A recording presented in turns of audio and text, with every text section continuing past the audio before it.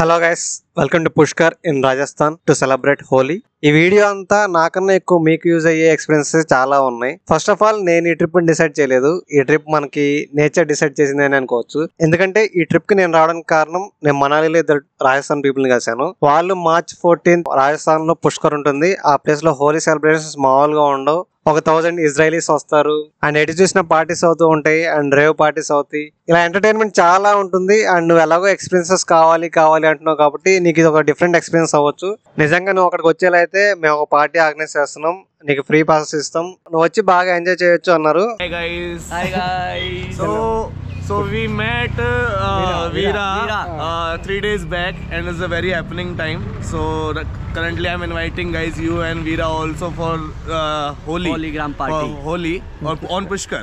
So please come Pushkar. So we are organizing a very good party. Its name is Holy Gram. So please follow the page also, the Kate Nature Retreat, the property name. Okay. And you just come and you will definitely explore the craziest vibe in this Holi. మనం ఏంటంటే ఈ rave parties ఈ type కాదు, మనదంతా mountains trekking ఆ type. But ఈ rave parties ఇలాంటివి కూడా ఈ భూమి మీద జరుగుతున్నాయి. అండ్ ట్రావెలర్ అంటే ఈ భూమి మీద జరిగే ప్రతి టైప్ ఆఫ్ ఎక్స్పీరియన్సెస్ ని ఎక్స్పీరియన్స్ చేసేవాడే ట్రావెలర్ కాబట్టి ఇలాంటివి కూడా నేను ప్లాన్ చేయాలనుకున్నా. బట్ ఇప్పుడప్పుడే ప్లాన్ చేయాలనుకోవాలా. బట్ నాకు ఎలా అనిపించింది అంటే, వాళ్ళు ఎక్కడో రాజస్థాన్ నుంచి ఎలాగో డిఫరెంట్ కండిషన్స్ వల్ల, ఆ కండిషన్స్ ఏంటో మీకు లాస్ట్ వీడియో చూస్తే అర్థమవుతుంది. కండిషన్స్ వల్ల వచ్చి నన్ను కలిసారు కాబట్టి, సో నేచరే నన్ను ఏమైనా పుష్ చేస్తుందేమో, నేచరే నా కోసం ప్లాన్ చేస్తుందేమో, నేను గ్యారెంటీగా వెళ్ళాలి అనుకున్నా. అండ్ జనరల్ గా ప్రతి ఒక్కళ్ళు మనీ అండ్ టైం ఉంటే ఇలా సమ్మర్ టైంలో హీట్ ప్లేసెస్ నుంచి వచ్చేసి మౌంటైన్స్ కోల్డ్ ప్లేసెస్ లో తిరగడానికి చూస్తుంటారు. బట్ నేను మనీ ఉండి టైం ఉండి నేను డబ్బులు ఇచ్చి మరీ ఇలా సమ్మర్ ప్లేస్ లో రాజస్థాన్ వెరీ హాట్ ప్లేస్ కి వెళ్తున్నాను.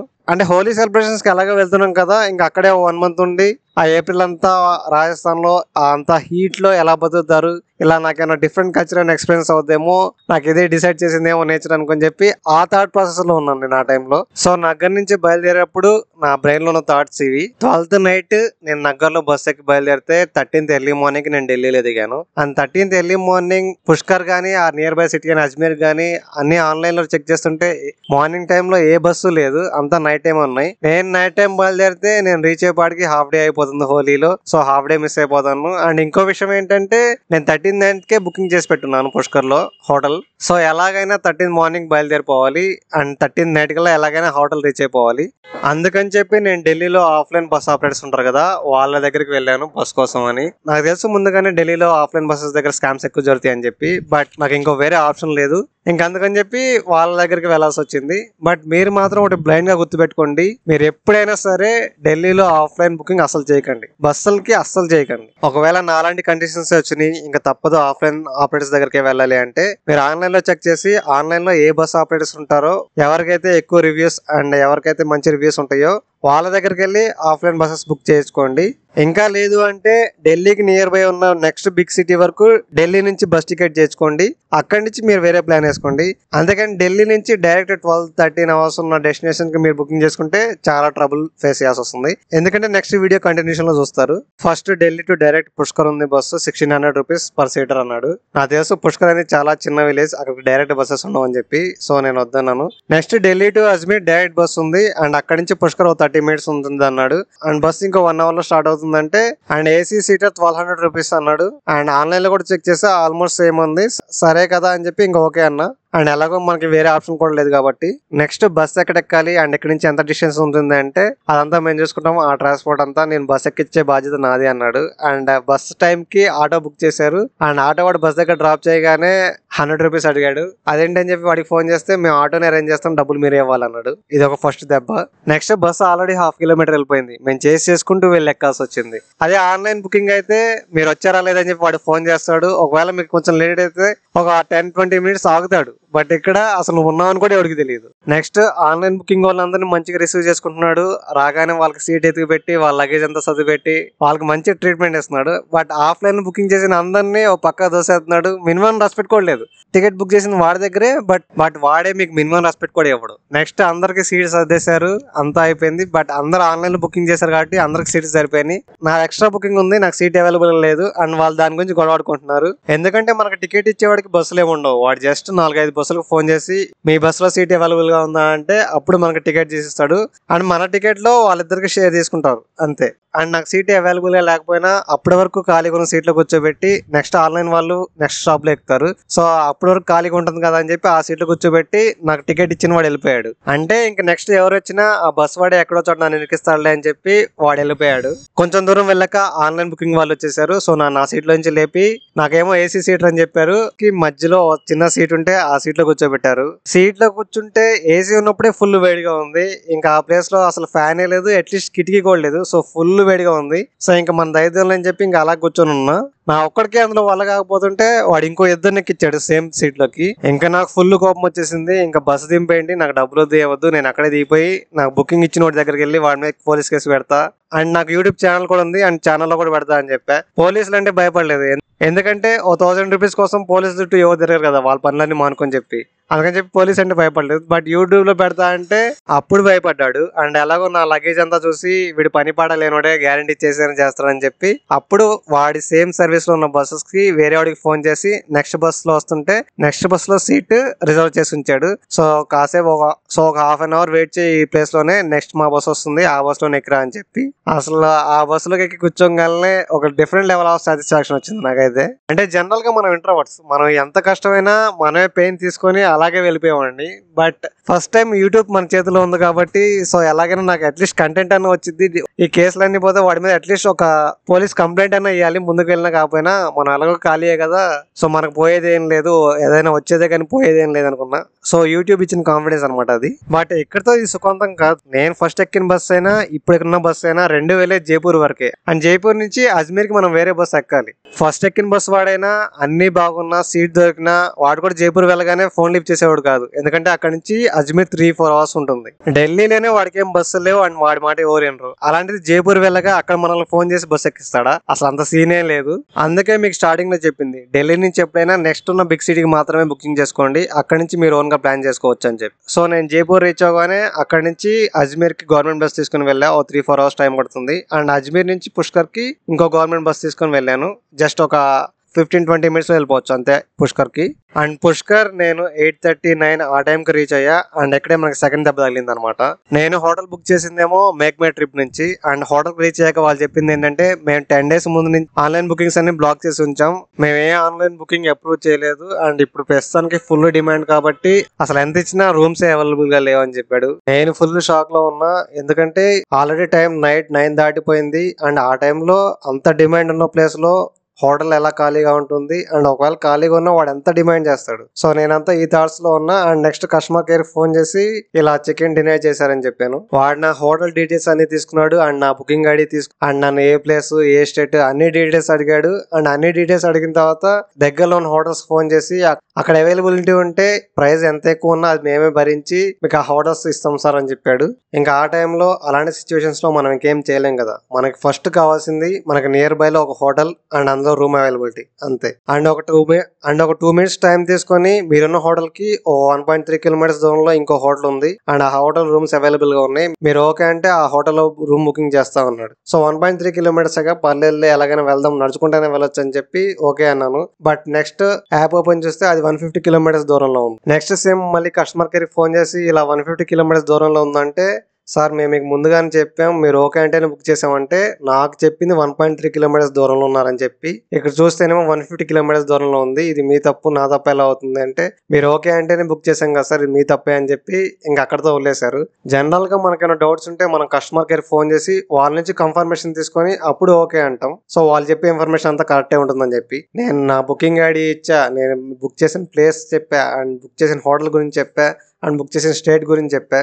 వాడు ఎన్ని డీటెయిల్స్ తీసుకొని అండ్ నేను బుక్ చేసిన ప్లేస్ నుంచి జస్ట్ 1.3 kilometers అవే అంటే అప్పుడు ఓకే అన్న. బట్ అది చూస్తే 150 kilometers దూరంలో ఉంది. సో వాళ్ళు చెప్పిన ఇన్ఫర్మేషన్ తప్పు, బట్ అయినా కూడా నేను చెక్ చేసుకోలేదు, ఇది నా తప్పు అని చెప్పి నాకు రిఫండ్ కూడా ఏమీ లేదు. జస్ట్ ఇమాజిన్ ఇప్పుడంటే నేను ఒక్కడనే ఉన్నా అండ్ అక్కడ టెంపరేచర్స్ అన్ని నార్మల్ గానే ఉన్నాయి. బట్ ఏదైనా కండిషన్ లైక్ మనాలి అటు సైడ్ వెళ్తే ఆ టైంలో మైనస్ టెంపరేచర్స్ ఉంటాయి. అండ్ ఒకవేళ మీరు ఫ్యామిలీతో వెళ్ళి అండ్ అక్కడ వాళ్ళు మీ ఎంట్రీ డినై చేశారంటే అలాంటి కండిషన్స్ లో ఇలా జరిగితే ఎలా ఉంటుందో ఆలోచించుకోండి. సో నాకంటే తప్పదు, నేనంటే ఎవ్రీడే ట్రావెలింగ్ చేస్తుంటాను కాబట్టి ఇలాంటి కండిషన్స్ అన్ని నేను ఫేస్ చేయాల్సి వస్తూనే ఉంటుంది. అండ్ నేను ఒక్కనే ఉన్నా కాబట్టి ఎలాగోలా ఎక్కడోసారి అడ్జస్ట్ అయిపోవచ్చు. బట్ మీరు ఎప్పుడైనా ఫ్యామిలీతో వెళ్ళినప్పుడు ఇలాంటి కండిషన్స్ వస్తాయి కాబట్టి మీరు ఎప్పుడైనా ఆన్లైన్ బుకింగ్ చేసినప్పుడు ఒకసారి హోటల్ ఫోన్ చేసి ఇలా బుకింగ్ కన్ఫర్మేషన్ అయిందా కాదా కనుక్కోండి. హోటల్ వాళ్ళు ఓకే అంటేనే మీరు ట్రిప్ ప్లాన్ చేసుకోండి, ఇలా ఆన్లైన్ బుకింగ్ వాళ్ళు ఓకే అన్నప్పుడు కాదు. సో ఇది మాత్రం చాలా జాగ్రత్తగా గుర్తుపెట్టుకోండి. ఇంకా నేను సేమ్ హోటల్లో పర్ డే 2000 ఇచ్చి నాన్ ఏసీ రూమ్ లో షేరింగ్ బెడ్ లో ఉన్నాను. ఎందుకంటే ఆ టైంలో నార్మల్ హాస్టల్స్ చూసినా కూడా 6000 అలా ఉన్నాయి పర్ బెడ్ హాస్టల్లోనే. సో ఇది కొంచెం పర్లేదుగా తక్కువే కాదని చెప్పి ఇక్కడ తీసుకున్నాను. అండ్ మాకు ఇంకో వేరే ఆప్షన్ కూడా లేదు, నేను ఇంకా ఆ టైంలో వేరే చోట కూడా ఎక్కడికి వెళ్ళలేదు. ఇది మనకి సెకండ్ గట్టి దెబ్బ. సర్లే పర్లేదు, ఇన్ని గట్టి దెబ్బ తగిలినా హోలీ బాగుంటే చాలు అనుకున్నా.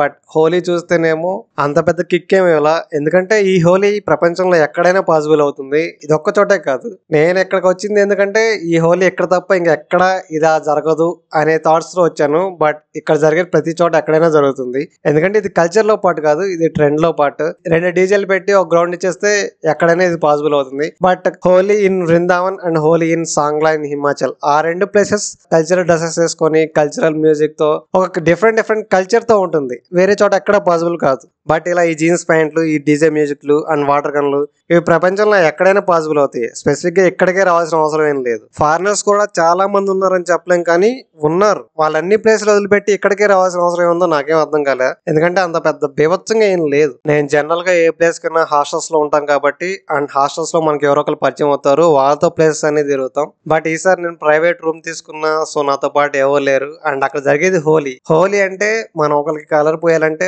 వాళ్ళు మనకి ఎంత క్లోజ్ గా ఉండాలి, ఎంత క్లోజ్ గా ఉంటే మనం ఒకరికి కలర్ పోయగలం. అండ్ మనకున్న ఇంట్రోవర్ట్ నేచర్ కి అస్సలు ఎంజాయ్ చేయలేకపోయాను. అక్కడ ఫ్రెండ్స్ అంతా అలా కలర్స్ పూసుకొని ఎంజాయ్ చేస్తుంటే నాకు మా కాలేజ్ టైంలో జరిగిన హోలీ గుర్తొచ్చింది. ఆ హోలీని చాలా మిస్ అయ్యాను ఆ రోజు మాత్రం. నేను నగ్గర్ నుంచి ఢిల్లీ వచ్చి ఢిల్లీలో బస్ స్కామ్స్ ఫేస్ చేసి, అండ్ నెక్స్ట్ పుష్కర్ వచ్చి పుష్కర్ లో MMT స్కామ్స్ ఫేస్ చేసి ఫైనల్ గా ఇక్కడ ఒంటరిగా కూర్చొని ఉన్నా, which is very bad thing. ఇది థర్డ్ దెబ్బ. నెక్స్ట్ అసలు మనం ఇక్కడ పుష్కర్ కి వచ్చింది, అండ్ పుష్కర్ లో హోలీ సెలబ్రేషన్స్ జరుగుతాయి, అండ్ పుష్కర్ లో ఇలా ఫారినర్స్ ఉంటారు, రేవ్ పార్టీస్ జరుగుతాయి. ఇదంతా మనకు తెలిసిందే మనం మనాలిలో కలిసిన 2 ఫ్రెండ్స్ వల్ల. వాళ్ళు ఇక్కడ ఒక పార్టీ ఆర్గనైజ్ చేస్తున్నారు, దానికి ఫ్రీ పాసెస్ ఇస్తాం, దానికి రమ్మన్నారు. మనం ఫ్రీ పాసెస్ కోసం ఏం రాలా, ఎందుకంటే మనకు అక్కడి నుంచి ఇక్కడికి వచ్చేపాటికే చాలా ఖర్చు అవుతుంది. అండ్ నేను ఎప్పుడు హోటల్ బుకింగ్ చేసేదే ఎప్పుడు హాస్టల్స్ లో ఉంటాను కాబట్టి 300 to 500 అలా అయిపోతుంది. బట్ ఇప్పుడు ప్రైవేట్ రూమ్ బుక్ చేశాను. బట్ ఇప్పుడు హాస్టల్స్ లోనే మోర్ దాన్ 5000 ఉంది, అండ్ ప్రైవేట్ రూమ్ బుక్ చేశాను. అది 2 days కి, నేను ఫస్ట్ టైం చేసినప్పుడే మోర్ దాన్ 4K అయింది పర్ 2 days కి. అండ్ మళ్ళీ ఎక్స్ట్రా MMT వాడు హ్యాండ్ ఇచ్చాడు కాబట్టి మళ్ళీ 4K ఎక్స్ట్రా పెట్టి 2 days కి షేరింగ్ బెడ్ తీసుకున్నా, నాన్ ఏసీ. ఇది ఒక బొక్క. అండ్ ఫైనల్ గా మనకి మిగిలింది ఒకే ఒక experience, rave party experience. Rave parties first of all మనకి ఎలా వర్క్ అవుతాయి తెలియదు, అండ్ రీసెంట్ గా చాలా ఫేమస్ అయినాయి కాబట్టి ఇదంతా వీళ్ళు ఆర్గనైజ్ గా ఎలా చేస్తున్నారు, ఇంత బయటికి ఇంత పబ్లిక్ గా ఎలా చేస్తున్నారు అనుకున్నా. సో అలాంటి ఎక్స్పీరియన్స్ చేయాలి, అది ఒకటే మిగిలిందని చెప్పి, అండ్ మా ఫ్రెండ్ కలిసాడు కదా, వాడికి ఫోన్ చేస్తే పార్టీ మధ్యాహ్నం స్టార్ట్ అవుతుంది, సో మధ్యాహ్నం వచ్చేసి నేను చూసుకుంటా మిగతా అదంతా అన్నాడు. అండ్ వెళ్ళే 2 hours ముందు ఫోన్ చేస్తే ఇక్కడ నేను ఒక్కడే కాదు ఓనర్ ని, ఇక్కడ బంచ్ ఆఫ్ ఓనర్స్ ఉన్నారు, వాళ్ళందరూ ఇలా ఫ్రీ పాసెస్ కి స్ట్రిక్ట్ రూల్స్ పెట్టారు. సో నువ్వు వచ్చే ఎంతో కొంత పే చేసి, ఇంత టికెట్ అమౌంట్ అవసరం, ఎంతో కొంత నీకు ఇష్టం వచ్చినంత పే చేయి, నీ తర్వాత అంతా నేను చూసుకుంటా మిగతాది అన్నాడు. సరే దానికి కూడా ఓకే అన్నాను నేను. అండ్ నెక్స్ట్ గేట్ దగ్గరికి వెళ్ళి ఫోన్ చేయగలనే జస్ట్ 5 minutes లో వస్తాడు. హాఫ్ అన్ అవర్ అయింది రాలేదు, 45 minutes అయింది రాలేదు. ఇంక ఫైనల్ గా ఇన్ని దెబ్బల్లో మనకి ఇది కూడా దెబ్బలు అని చెప్పి నేను మళ్ళీ రిటర్న్ అయిపోయాను. అండ్ నేను జస్ట్ అలా హోటల్ రీచ్ అయ్యాను, మళ్ళీ ఫోన్ చేశాడు, సారీ ఇలా చిన్న గొడవ అయితే నేను దాన్ని చూసుకోవడానికి వెళ్ళాను. ఇక్కడ చాలా మంది సెలబ్రిటీస్ ఉన్నారు తెలుసు కదా, అంటే బాలీవుడ్ నుంచి చాలా మంది సెలబ్రిటీస్ వచ్చారు, చిన్న సెలబ్రిటీస్ చాలా మంది ఉన్నారు. అండ్ గేట్ దగ్గర బాడీ గార్డ్లే 30-40 members ఉన్నారు. ఈవెంట్ అయితే చాలా పెద్దది, అండ్ వాళ్ళకి చాలా పనులు ఉంటాయి, దానికి నేను కంప్లైంట్ చేయలేదు. సో నెక్స్ట్ నైట్ అంతా ఎర్లీ మార్నింగ్ 10 వరకు నైట్ అంతా పార్టీ జరుగుతూనే ఉంటుంది. నీకు ఏ టైంలో కావాలంటే ఆ టైంలో ఎంటర్ అవ్వచ్చు, నేను చూసుకుంటా, సారీ అని చెప్పి మళ్ళీ ఫోన్ చేశాడు. ఓకే నెక్స్ట్ డే 10 వరకు ఉంటుంది కదా అని చెప్పి నేను నైట్ 10-11 ఆ టైంలో వెళ్ళి 2-3 hours ఉండి వచ్చేయచ్చు అనుకున్నా. బట్ ఇక్కడే మనకి ఫైనల్ దెబ్బ తగిలింది. చెప్పాను కదా నేను బెడ్ షేరింగ్ రూమ్ అని చెప్పి, మన రూమ్ పార్ట్నర్ వచ్చేసాడు. వాడు ముంబై నుంచి వచ్చాడంట. వాడు 1 second కూడా గ్యాప్ లేకుండా దగ్గుతానే ఉన్నాడు, అండ్ బీర్లు కొడతానే ఉన్నాడు, జాయింట్లు కొడతానే ఉన్నాడు, అండ్ మినిమం 1 second కూడా గ్యాప్ ఇట్లా దగ్గేదానికి. అండ్ వాడు చుట్టుపక్కల జరిగే 3 parties కి 3 party passes వాడి దగ్గర ఉన్నాయి. అండ్ వాడు నైట్ అంతా అక్కడికి వెళ్ళాడంట, వాడికి ఆ రూమే బాగా నచ్చిందంట. ఇంకా ఇదంతా ఫేస్ చేసిన తర్వాత మనకి అక్కడ 1 second కూడా ఉండాలనిపించలేదు. మామూలుగా అయితే నేను రాజస్థాన్ లో 1 month ఉందాం, అండ్ సమ్మర్ లో రాజస్థాన్ ఎక్స్ప్లోర్ వచ్చేద్దాం ఇలాంటి మైండ్ సెట్ లో ఉన్నా. కానీ ఎన్ని దెబ్బలు జరిగిన తర్వాత మనం నేచర్ ని రెస్పెక్ట్ చేయాలి, ఇదంతా మనకు కాదు, ఈ వైబ్ మనకు కాదు, ఇక్కడ నుంచి ఎలాగైనా వెళ్ళిపోవాలని చెప్పి విత్ ఇన్ సెకండ్స్ లో అజ్మీర్ నుంచి ఢిల్లీకి బస్ బుక్ చేశా. బట్ పుష్కర్ నుంచి అజ్మీర్ వెళ్ళడం చాలా కష్టం, ఎందుకంటే అది ఫుల్ హోలీ టైం కాబట్టి అండ్ అందరూ ఆ రోజు హోలీ ఆడుకుంటారు కాబట్టి అండ్ అందరూ ఆ రోజు హోలీలో బిజీ అవుతారు కాబట్టి నార్మల్ ఆటోస్ నార్మల్ జిప్స్ ఆడుకోవడం చాలా కష్టం. అండ్ పుష్కర్ నుంచి అజ్మీర్ జస్ట్ ఒక 10 కిలోమీటర్స్ దూరం ఉంటుంది. ఆ 10 కిలోమీటర్స్ దూరంకే 800 రూపీస్ అడిగారు క్యాబ్ వాళ్ళు. బట్ నేను ఆల్రెడీ చెప్పాను కదా పుష్కర్ వెళ్ళడం అనేది నా ప్లాన్ కాదు, నేచర్ డిసైడ్ చేసిందని చెప్పి. అండ్ సేమ్ టైం పుష్కర్ నుంచి బయటకు వచ్చేయడం కూడా నా ప్లాన్ కాదు, నేచరే డిసైడ్ చేసింది. రూమ్ లో వాడు కొంచెం అడ్జస్ట్ అయ్యేలా ఉన్నా కూడా నేను నైట్ అంతా పుష్కర్ లోనే ఉండేవాడిని. అండ్ నెక్స్ట్ డే ఈ ప్రపంచం మొత్తం మీద ఒకే ఒక బ్రహ్మ టెంపుల్, అది పుష్కర్ లో ఉంది. సో ఆ టెంపుల్ విజిట్ చేసి వచ్చేవాడిని. ఇంకా చుట్టుపక్కల ఉన్న ప్లేసెస్ అన్ని విజిట్ చేసేవాడిని, ఎందుకంటే ఒక 2-3 డేస్ ఉండి ఆ ప్లేస్ పర్ఫెక్ట్ గా పూర్తి చేసేవాడిని. బట్ వాడు రూమ్ లో 1 సెకండ్ కూడా ఉండలేదు కాబట్టి విత్ ఇన్ సెకండ్స్ లో బస్ బుక్ చేసా అండ్ విత్ ఇన్ సెకండ్స్ లో బయటకు వచ్చేసా. అండ్ తిరిగి రావడం కూడా నేచర్ ప్లాన్ అని చెప్పా కదా, నార్మల్ గా అయితే 800 రూపీస్ ఇచ్చేదాన్ని కూడా ఫిక్స్ అయిపోయి వచ్చా రోడ్డు మీదకి. బట్ నేను బయటికి రాగానే నా ముందు బస్సు వచ్చి ఆగింది, జస్ట్ 20 రూపీస్ తో అయిపోయింది. నాకు ఈ ట్రిప్ మొత్తం మీద జరిగిన ఒకే ఒక పాజిటివ్ థింగ్ నాకు ఈ బస్సు దొరకడమే. అండ్ ఆ బస్సు దొరికింది కాబట్టి నేను బయటికి రావడం కూడా నేచర్ ప్లాన్ అని చెప్పి యాక్సెప్ట్ చేశాను. So that's all about this trip guys. As a traveller గా మనకి good experiences and bad experiences ఇలా ఏముండవు. నాకు ఎదురైన ప్రతి ఎక్స్పీరియన్స్ నాకు ఎక్కిస్తూనే ఉంటుంది. నేను చాలా హ్యాపీ ఫీల్ అవుతాయి ఈ ఎక్స్పీరియన్స్ అన్ని తలుచుకున్న తర్వాత. సో నాకు పెద్ద ప్రాబ్లం ఏం కాదు ఇలాంటి సిచ్యువేషన్ జరిగినప్పుడు. బట్ మీరు ఎప్పుడో సంవత్సరానికి ఒకసారి వెళ్తారు కాబట్టి అండ్ మీరు ఫ్రీక్వెంట్ గా ఇలా టూర్స్ ప్లాన్ చేసుకోరు కాబట్టి ఇలాంటి సిచ్యువేషన్స్ మీకు ఎదురైతే మీరు చాలా బాధపడతారు. ఇలా ఢిల్లీలో బస్ బుక్ చేసేటప్పుడు అండ్ మేక్ మై ట్రిప్ లో హోటల్స్ బుక్ చేసేటప్పుడు అండ్ మీ డెస్టినేషన్ సెలెక్ట్ చేసుకునేటప్పుడు అన్ని ప్రాపర్ గా చెక్ చేసి సెలెక్ట్ చేసుకోండి. నెక్స్ట్ మీరు నార్త్ లో ఏ ప్లేస్ కి వెళ్ళాలన్నా, నార్త్ ఈస్ట్ లో ఏ ప్లేస్ కి వెళ్ళాలన్నా అండ్ వెస్ట్ లో కొన్ని ప్లేసెస్ కి వెళ్ళాలన్నా అండ్ మధ్య ప్లేసెస్ లో కొన్ని ప్లేసెస్ కి వెళ్ళాలన్నా మీకు ఫస్ట్ ఢిల్లీ మీద కమెంట్ రావాలి. కాబట్టి ఢిల్లీలో ఏ హాస్టల్స్ బాగుంటాయి అండ్ ఢిల్లీ మెట్రో ఎలా యూజ్ చేయాలి ఇలాంటి అన్ని కలిపి ఒక వీడియో చేస్తాను. Finally please like this video, share it and subscribe to my channel. Thank you.